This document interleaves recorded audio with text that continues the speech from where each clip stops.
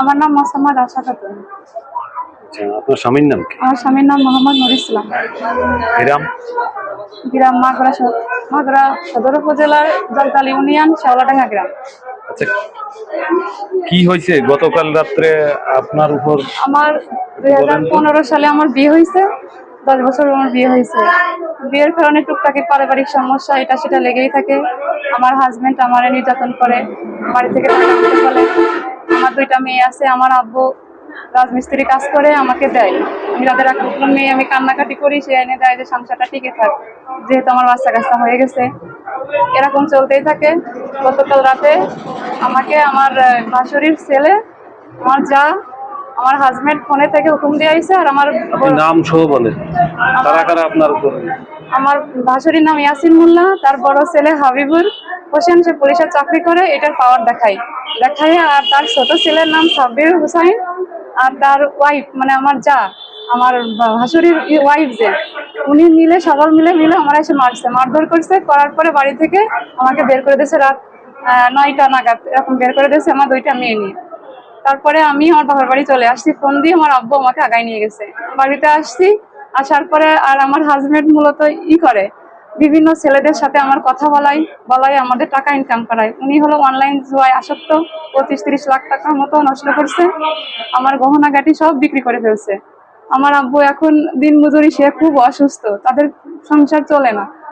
সে এখন এই কিছুদিন আগেও আমাকে 1 লাখ টাকা আনতে বলছে, আমি দিনে বলি, সে বাড়িতে এসেই মারধর করে। সে কুষ্টিয়াতে চাকরি করে, ওইখানে ছুটিতে বাড়িতে এসে আমাকে মারধর করে, শারীরিক নির্যাতন করে, শারীরিক ভাবে আমাকে প্রচুর নির্যাতন করে। এগুলো করে আমার সাথে। 2-3 মাস আগে আপনার আম্মা আমাকে জানাইলো যে সে ধান কাটার আগে 1 লক্ষ টাকা দিয়েছে আপনার মাধ্যমে, এইটা? জি, আমি নিজে হাতে নিয়ে গেছি 1 লক্ষ টাকা, আম্মুদেরকে বোঝায় বলে। অনেক সময় মিথ্যে কথাও বলি যে আম্মু আমার এই সংসারে এই টাকা লাগবে, তোমার জামাই চাকরি হচ্ছে না, কিংবা চাকরির এখানে টাকা লাগবে, এগুলো দাও। আমি মিথ্যা কথা বলে অনেক সময় আমার তাদের থেকে টাকা নিয়েছি। আপনার জামাইয়ের সাথে আমার কথা হয়েছে, উনি জানাইছে যে আপনার আব্বা নাকি 2 লাখ টাকা নিয়েছে। না, মিথ্যে কথা। 10 বছর আমার বিয়ে হয়েছে। আমার আব্বুর কাছে মনে হয় এখনো নিজের থেকে ভালো আছেন আব্বু, এই কথাটা এখনো সে ফোন দিয়ে শুনিনি আজ পর্যন্ত। সে টাকা দেবে কিভাবে? আচ্ছা, আর বিয়ের সময় যৌতুক চাইছে, মোটরসাইকেল কিনে দিয়েছে 5 লাখ টাকা, আর আমার যত ফার্নিচার সব দিয়েছে, আমার গহনাগাটি সব দিয়েছে। আর আমার হাজবেন্ড আমার বিয়ের আগে একটা বিয়ে করছিল, সেই বউ পলাই গেছে, সেই বিয়েটা লুকায় আমার বিয়ে করছিল।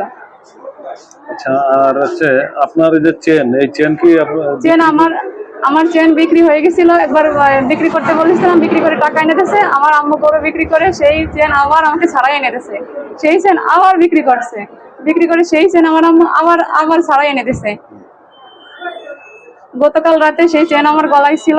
মারধর করার সময় আমার বড় যা আমার গলা থেকে সেই চেন ছিঁড়ে নিয়ে রাখে দিয়েছে। বড় যার নাম? ষোলকা ডাক নাম। কতটুক ওজন ওই চেনটা? 5 আনা 3 রতি। আচ্ছা, আর আপনি ওই যে ফোনে কথা বলা, এই ফোনে কথা বলায় বিভিন্ন মানুষের সাথে আপনাকে কথা বলায়? জি, সে আমার বিভিন্ন মানুষের সাথে কথা বলায়, তার বন্ধু বান্ধব, তার পরিচিত কিংবা বিদেশি মানুষ কথা বলায়। সে 1000, 2000, 5000, 10,000 এরকম টাকা তাদের থেকে আমার কাছ থেকে নিয়ে সে সংসার চালায়, সে খরচ করে। সে পাশে শুয়ে থেকে বলে তুমি কথা বলো, আমার সমস্যা নাই। আমি বিভিন্ন আমার শিখাই দেয় যে তুমি এইভাবে কথা বলো, তাহলে তারা উত্তেজিত হবে না, ওই তোমাকে টাকা পাঠাবে না, এরকম কথা বলে। আচ্ছা, এই যে উনি আমার কাছে বললো যে আপনি 3টে ছেলের সাথে পরক্রিয়া করেছেন, এইটা সম্পূর্ণ বানর, মিথ্যা কথা। কারণ বর্তমান সমাজে এগুলোই চলতেছে, মানুষ এগুলো বললে সহজে বিশ্বাস করে, যার কারণে আমাকে এগুলো বলা হচ্ছে। আপনি মিডিয়ার মাধ্যমে এখন কি চাচ্ছেন? মিডিয়ার মাধ্যমে আমি তো সংসার করতে চাইছিলাম, আমি এখন ধৈর্যের বাঁধ ভেঙে গেছে। আমাকে শুধু আজকালকে নতুন না, এর আগে ওর ভাসতেদের, ওর ভাস্তি, ভাবি, ভাই সবাই মিলে, ওর মা বাপ পর্যন্ত আমাকে মারধর করছে, কিন্তু এর কোনো প্রতিবাদ করে না। আমি কতবার বলছি, সে বলে কি এইভাবে থাকলে থাকো, না থাকলে তুমি নিজে থেকে চলে যাও। সবসময় তুমি চলে যাও, ছেড়ে দাও আমাকে। আপনি আসলে এখন কি করতে চাচ্ছেন? আমি সংসার করতে চাই। এখন সেইভাবে থাকলে তো আমি সংসার করতে পারবো না এখানে। আপনি সংসার করতে চাচ্ছেন, কিন্তু সেটা আপনার মতটা কি? আমার মতটা, আমি সংসার করতে চাচ্ছি, কিন্তু আবার ভেবে দেখলাম যে এখানে আমি আর থাকতে পারবো না। মনে হয় আমার বাচ্চা দুটো নিয়ে আমি সেপারেশনে থাকতে চাই তার থেকে।